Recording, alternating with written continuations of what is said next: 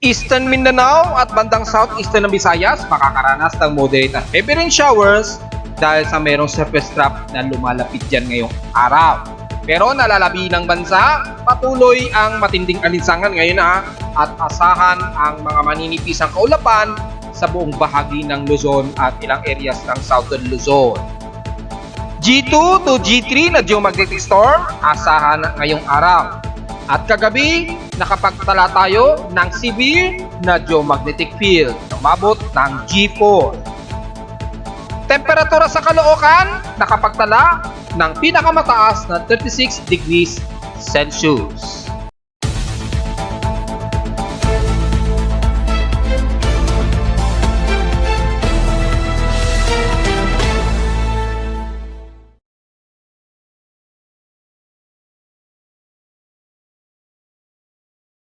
Hello, good morning mga folks. Welcome po muli sa ating Daily Weather Bulletin at Analysis para sa araw ng Lunes Santo, March 25, 2024. Ang oras nating boss ngayong umaga ay eksakto alas 10 ng umaga. Patuloy po na magiging mas maalinsangan tayo Gaya kahapon, nakapagtala kami ng pinakamataas na temperatura since past 2 months. So ngayong month of March talaga na nag-unang pumitik na pinakamataas na alinsangan na naitala namin dito sa Caloocan.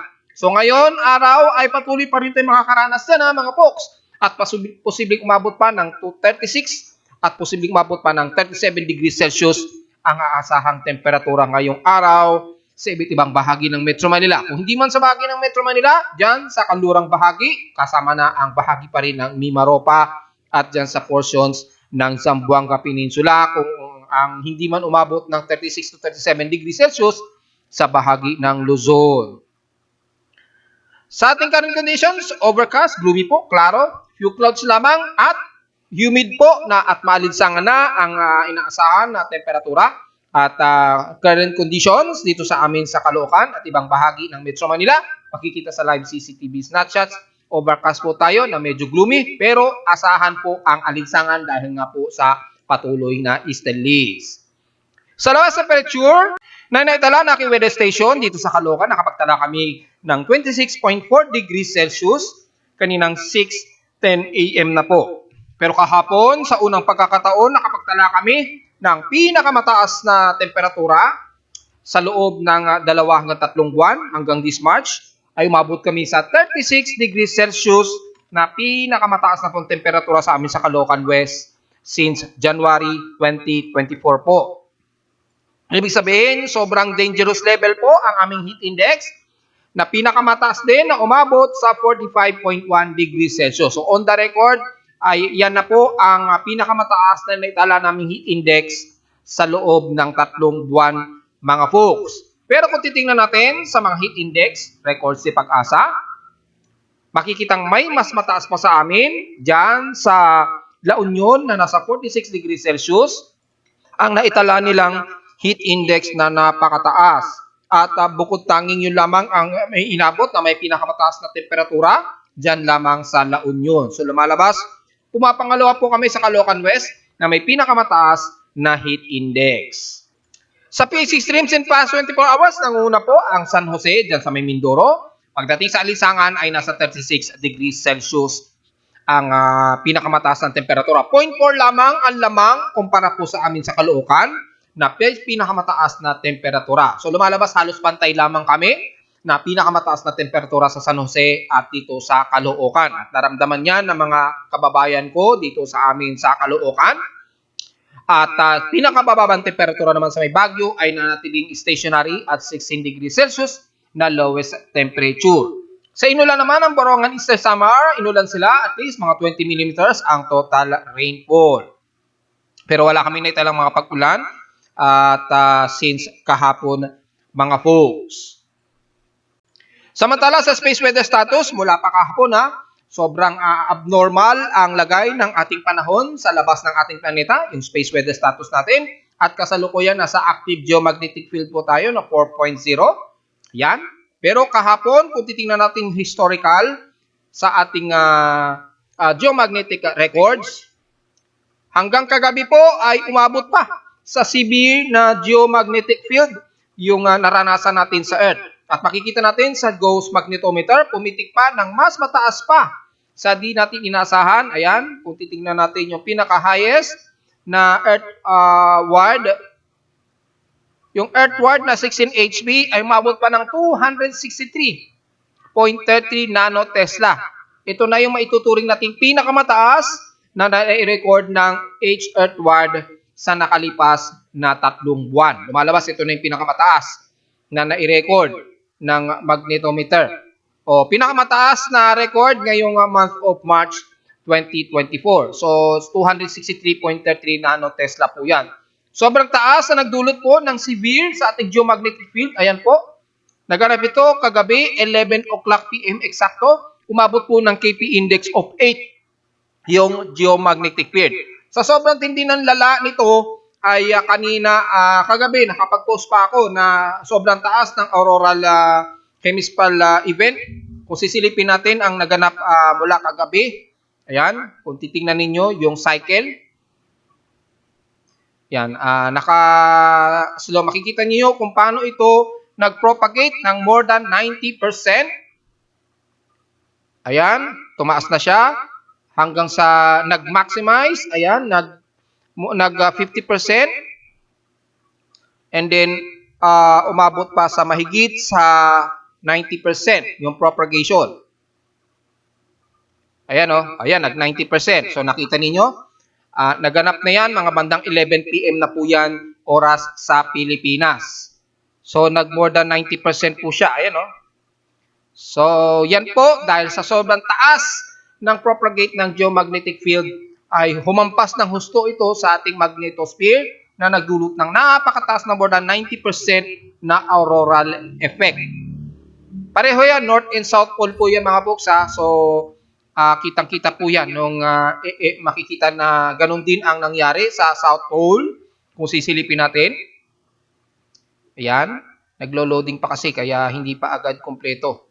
Ayan, ganun din ang nangyari sa South Pole. Ayan, para makita ninyo ang eksakto na naganap hanggang kagabi po na mga alas 11 po yan ng gabi. Kasabay ng propagate ng ating magnetosphere at ating geomagnetic field monitoring. Ayan, at nag more than 50 at pumitik na siya sa more than 90%. Yan, mga 11 PM din po. So pareho North and South Pole po, nagpropagate ang auroral effect ng more than 90%. At dahil nga po yan sa biglang pag-bounce sa ating magnetosphere. At grabe, ang pagtama nito, halos na distort ng husto yung ating magnetosphere.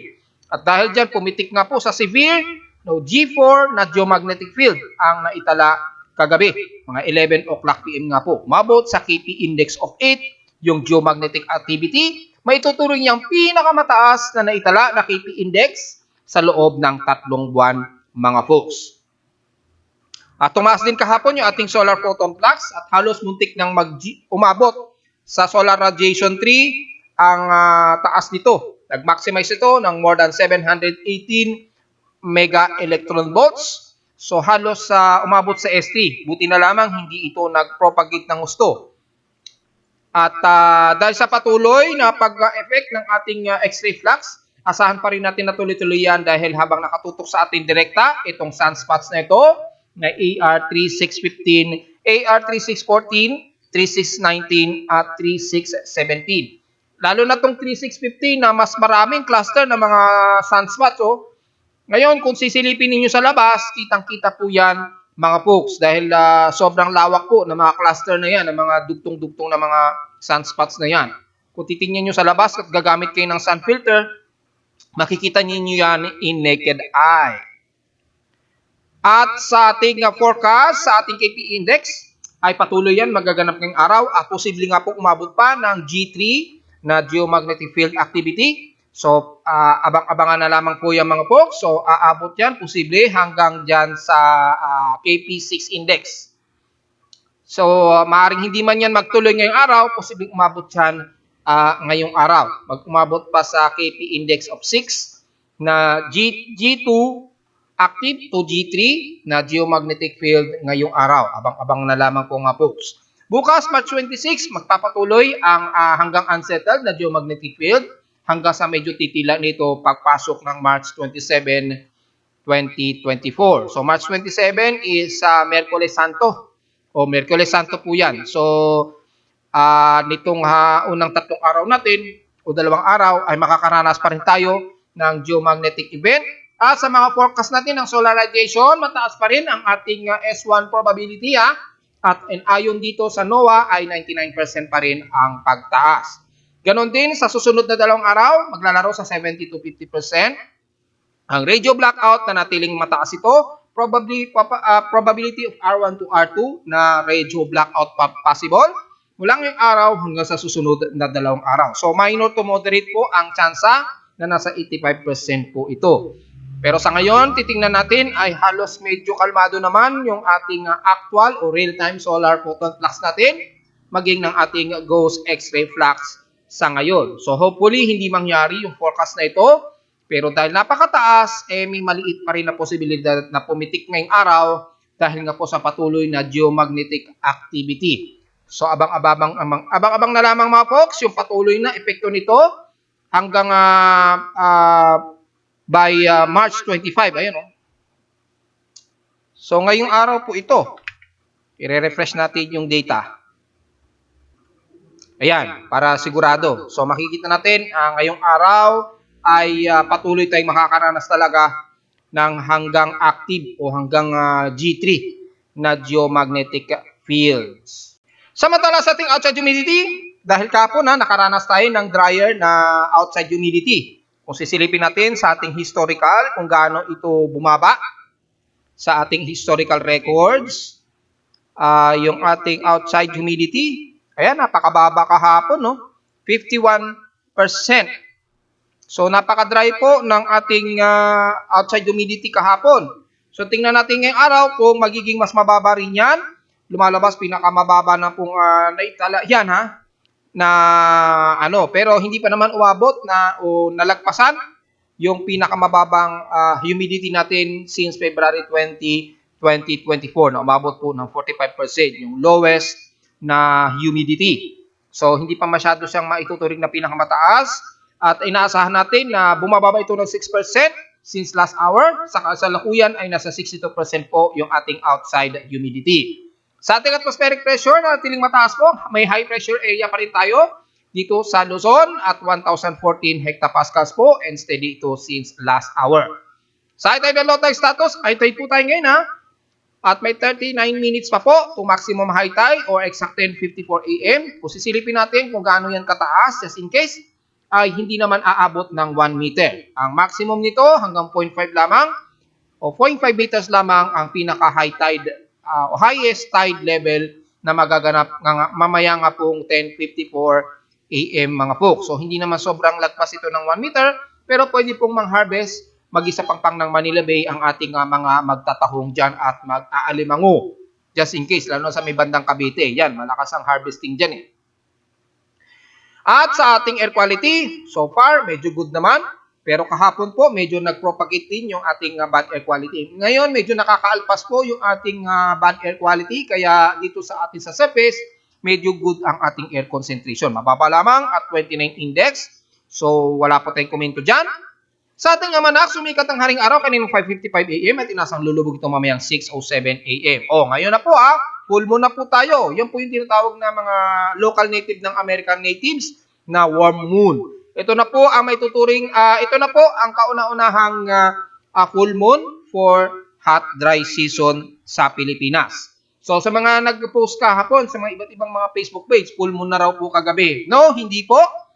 Dahil po magaganap ang full moon kanina mga bandang hating gabi po o kaninang madaling araw pa lang po nag-declare ng full moon ang ating systems na pagmo-monitor sa full moon.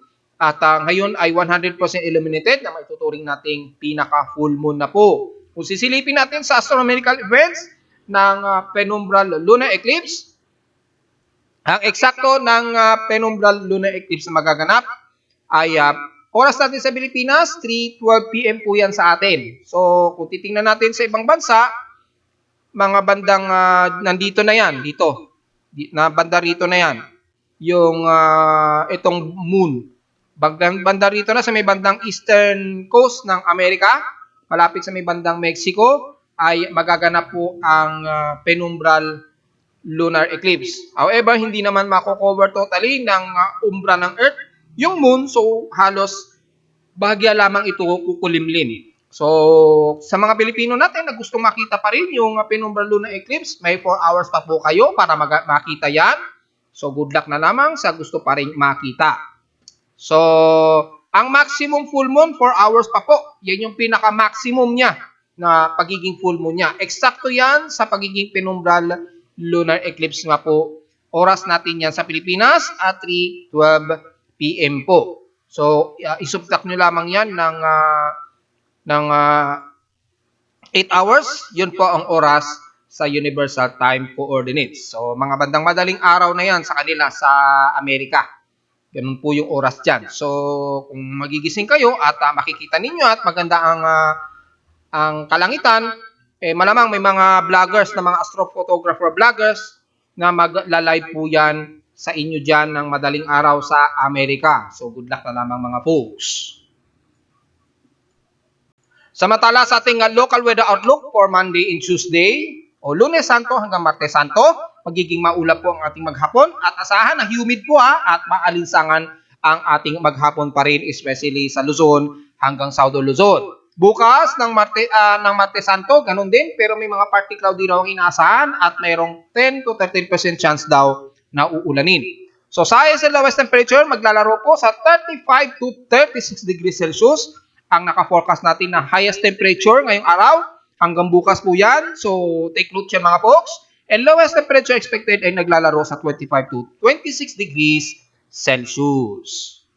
Diretso agad tayo sa ating ginagamit na satellite imagery. Makikita po yung surface trough na lumalapit dito sa may silangan bahagi ng Eastern Samar at northeastern ng Mindanao. Nakasalukuyang nakakaranas ngayon sila ng heavy rain potential dyan. Moderate to heavy rain potential base sa ating infrared heavy rains. Makikita ang nakakaranas na ngayon ng mga pag-ulan dyan sa may bahagi ng Borongan, Eastern Samar. Yan, sa may bandang Borongan, Eastern Samar hanggang Gian. Damay na rin ang parte ng Tacloban at ilang bahagi ng Leyte mula Baybay City hanggang Liloan at Maasin City. Sa may northeastern na Mindanao, sa may Surigao, ay madamay-damay pong makakaranas kayo ng mga ilang moderate and heavy rain showers. Lalo na sa kaduluduluhan ng Dinagat Island sa Loreto, pababa niya ng Dinagat, diyan sa San Jose hanggang Nomok. At diyan naman sa bahagi ng Siargao ay ang Santa Monica, pababa ng General Luna. And the rest ng Surigao City, makakaranas po kayo ng mga kalat-kalat na mga ilang moderate and some heavy rain showers. Posible rin makakaranas ng heavy rain showers ang buong silangan bahagi ng Samar, mula San Policarpio, Lawang, Borongan City nga po hanggang Salcedo. At maaring mag-traverse yan hanggang Katarman, Calbayog City, patawid niya ng Biliran Island at Masbate. So, antay-antay na lamang just in case mga folks.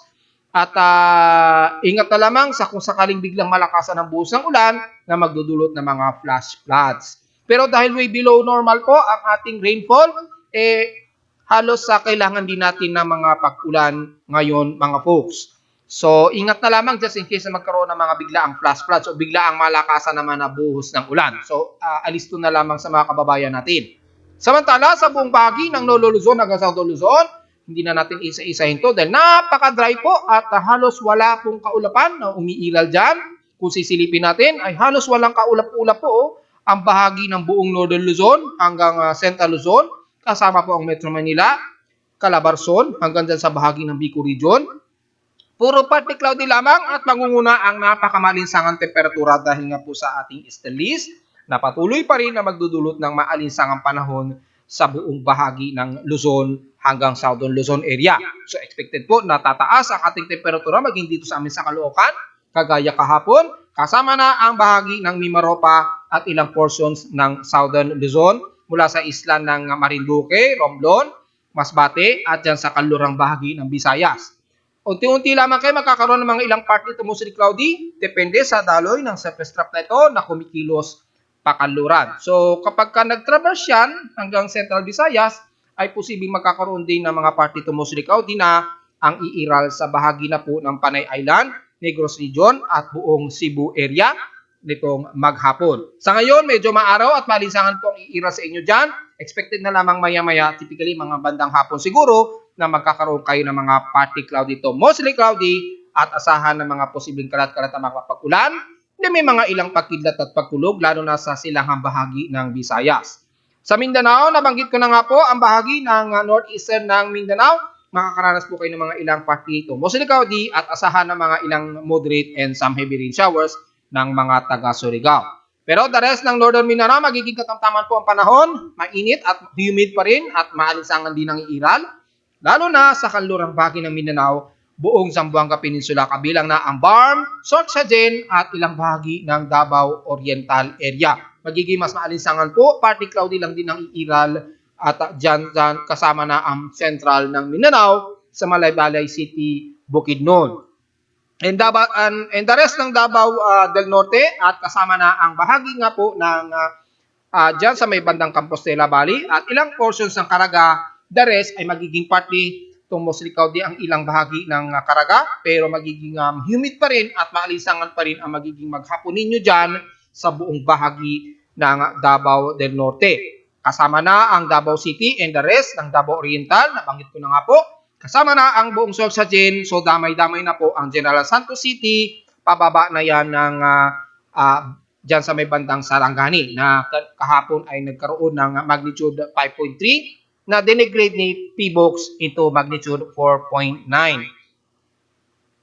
At dahil wala tayong inaasahan na may pamumuo nitong buong Holy Week dahil wala po tayong nakikitaan na anumang anomaly, at makikita natin sa ating global spectral model ang easterly sa patuloy na iiral sa buong linggong ito o buong Holy Week mga folks. So tuloy-tuloy na tayo makakaranas ng mas maalinsangang panahon. So wala na tayong magiging komento ngayon dyan.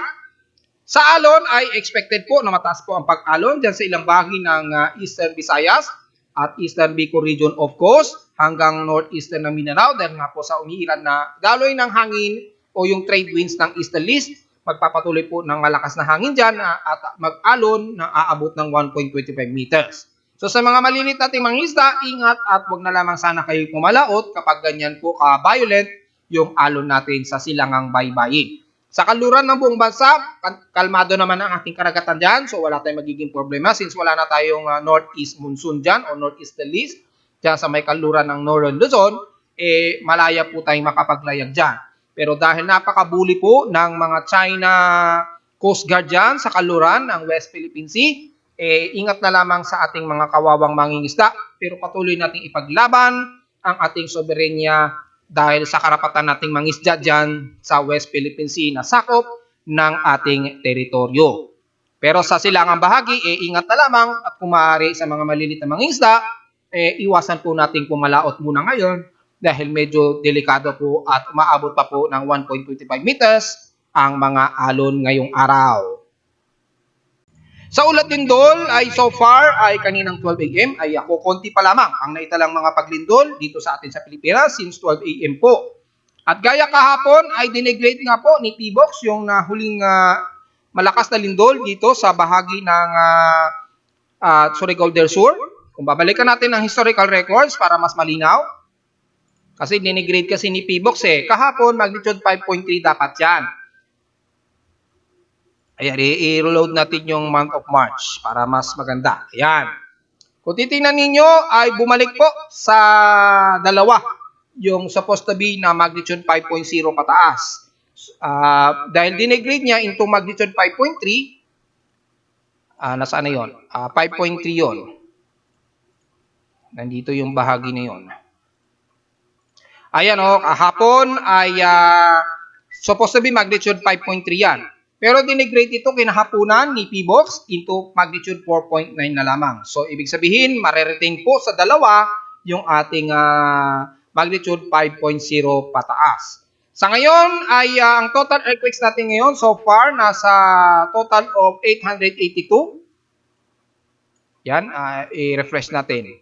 Yan, 882 po ang total earthquakes natin sa bansa.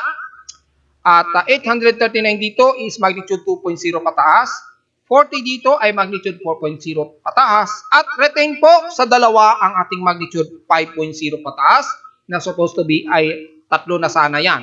Pero dahil dinigrade nga po ni PBOX yung earthquake na recording dyan sa may bandang Marilag, Surigao del Sur, balik po sa dalawa ang ating magnitude 5.0 pataas. At wala pa rin nadagdagan sa ating magnitude 6.0 pataas mga folks. Pero sa international earthquake monitoring ay na-retain po sa magnitude 5.2 to magnitude 5.3 yung lakas ng lindol natin dyan sa may bandang Surigao del Sur, sa may bandang Marilag nga po. At nakarecord pa rin yan. So, wala po tayong magagawa dyan dahil systematic po yan ng mga high-frequency seismometers, kagaya ng inyong lingkod, na na-record po dito sa aking seismometer. Pero dahil yung measurement ko naman is magnitude 5.2, hindi ako nagkakamali, ay wala naman din na masyadong pinagkaiba sa layo ng magnitude 5.3 sa 4.9 ni PBOX. Siguro, ni-recalculate ni PBOX at lumalabas mas marami yung magnitude 4.9. So, dinigrade na lamang nila ito mga folks. So, wala po tayong magagawa dyan dahil official nila yan. Dapat pa rin natin irespeto. Pero hopefully, i-clarify uli yan ni PBOX at ibanggit yan sa ating mga media para hindi ma-mislead yung ating mga kababayan na kung bakit biglang dinigrade ni PBOX yung total earthquakes. Ayan hindi nagbago yung lakas ng earthquakes sa international seismic recording. Nanatiling nasa magnitude 5.2 yan. Hindi yan dinigrade. So, paliwanagan na lamang ni PBOX yan na sabihin na lamang nila na dinigrade na po nila ito kinahapunan into magnitude 4.9 from magnitude 5.3 kahapon para mas maliwanag mga folks. Ngayon, silipin naman natin yung status ng ating mga dams, lalo na dito kay Magat Dam. Tingnan na lamang natin. At kung titingnan natin sa huling record kahapon, nakapagtala si Magat Dam ng 173.1 meters. Ngayon ay 173.55 meters, so mas tumataas po siya. Pero nanatili pa rin siyang way below level dyan sa may pinaka-roll curve elevation niya.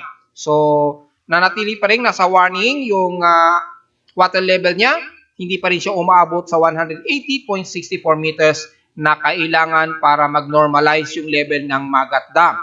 So, despite na tumataas naman yung level ni Magat Dam ngayong araw na 173.55 meters, yung tatlo ay nanatiling stationary at nanatiling code green. Ibig sabihin ay sapat pa rin yung level niya at hindi pa rin lumalagpas na mas mababa sa roll curve elevation yung level ni Angat Dam, Ipo at La Mesa Dam.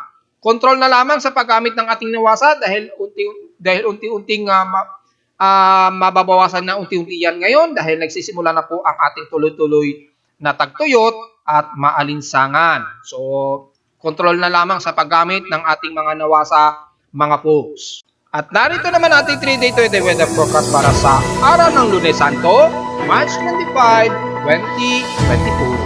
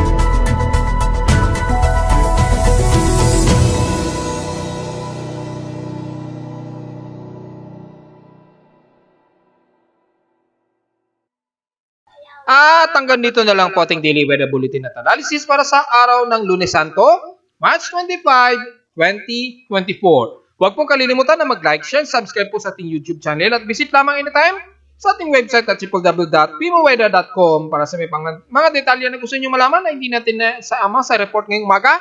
At makikita naman ninyo kaagad yan at alam kong ito na ang mas madalas ninyong ginagamit, maging na mga iba't ibang mga weather vloggers. At pakicredits na lamang sa akin just in case na mag-screenshot tayo sa ating webpage. Para naman sa makilala naman ng ating pinaghirapan. At visit lamang din para makita ang real-time events ng weather station mula sa amin sa Caloocan at sa mga data feeds mula sa iba't ibang mga weather agencies. Maraming salamat po mga folks at magandang araw po sa ating lahat.